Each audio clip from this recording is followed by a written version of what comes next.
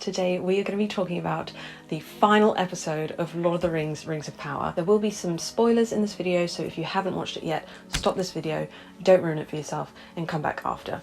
Let's get to it.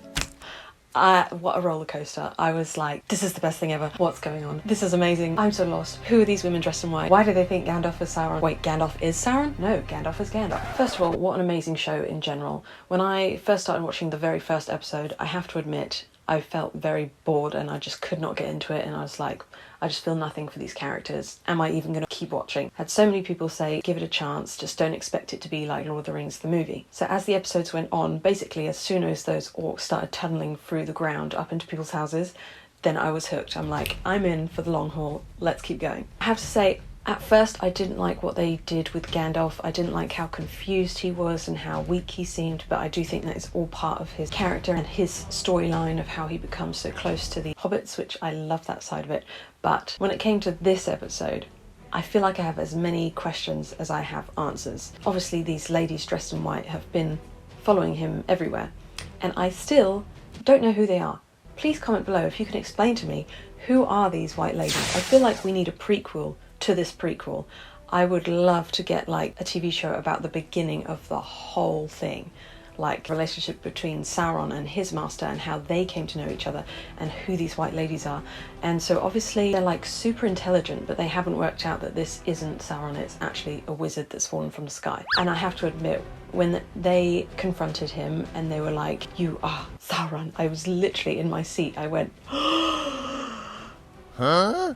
And I was also really confused because I didn't want it to be Sauron, because I was like, no, he seems so nice. But like in these TV shows, it's kind of interesting when they do the unexpected, when they make you think one thing and then do another. So then I was like, he is Sauron. And I was like, I feel like I've been on this whole roller coaster with him and now he's the enemy and I can't like him anymore. But thank goodness he realised he is good and he is the wizard. So there is like that whole side of the story. Then we go over to Galadriel's side of the story with Halbrand, this guy that she just randomly met in the water. Again, we're a bit confused about who he is, where he's going to fit into all this. And then obviously he is Sauron, which was also a pretty cool twist. I think we started to see that it was going to happen as they're having that conversation and she's literally like, who are you? You're obviously not who you say you are. And then I think everyone watching it probably clicked into place like, oh my gosh, he is Sauron, which is weird because we really weren't expecting that, because he just seemed like some weak guy stuck at sea. Why was he out there?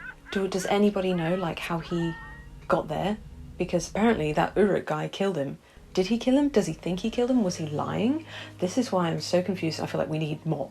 I have to say, I really enjoyed their like character development together and how there was almost like this romantic thing. And now I'm wondering, does Sauron have feelings for her, or is he just using her because he can see her potential? And I really liked how he quoted the lines that she says in The Lord of the Rings when Sauron speaks to Galadriel and he's like, you'll be stronger than the foundations of the earth. And then in Lord of the Rings, when she comes close to Frodo and sees the ring and she does that weird like possessed hover thing and starts saying how she'd be stronger than the foundations of the earth. I loved that that was kind of like the seed that was planted into her head by Sauron himself. Actually, part of me kind of wanted them to like get together because I think they'd be a really good couple. But I know that's like not the purpose of the story, and also I'm sure he'd be a total control freak. Going back to the ladies dressed in white, obviously when Gandalf stands up to them and shoots him with this stick, that sounds dodgy, you know what I mean, they kind of like start not evaporating, but something, they change their form and they look just like the ring wraiths when Frodo stabs them and they reveal their true form. So I was really confused about that because we know, well, as far as I know, that's not who they are. That was the men with the rings that got corrupt. So I'm curious why they look like that, and even more curious as to why like a butterfly was on her face. Can someone please in the comments tell me, why was there a random butterfly on her face? It's got to mean something, and I'm sure the true Lord of the Rings fans will be able to tell me straight away. I really hope that they do decide to eventually make a prequel to this prequel. I think it would be so interesting. Hopefully answer some of these questions. I do love how everything was like falling into place and your understanding of Lord of the Rings was like developed just from watching this. I especially loved the relationship between the dwarf and the elf.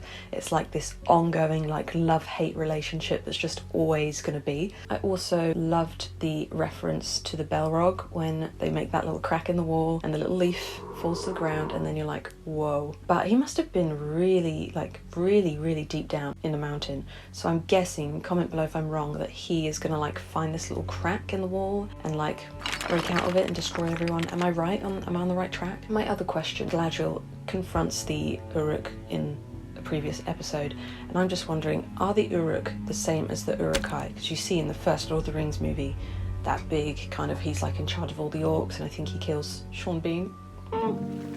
What a scene. So I'm wondering if they're the same thing and it's just artistic license that they don't look the same, or perhaps that's the direction that they're going in and they haven't got there yet. Again, I have so many questions. Please, if you could answer them in the comments, I would much appreciate it. Comment below what you thought of it. Did it surpass your expectations? If you like these kind of videos, don't forget to subscribe to my channel. I have loads of videos like this, from movie hauls to movie reviews. Do leave a comment. Your comments mean so much to us small YouTubers. Thanks so much for watching, and I will see you in the next video soon. Bye for now.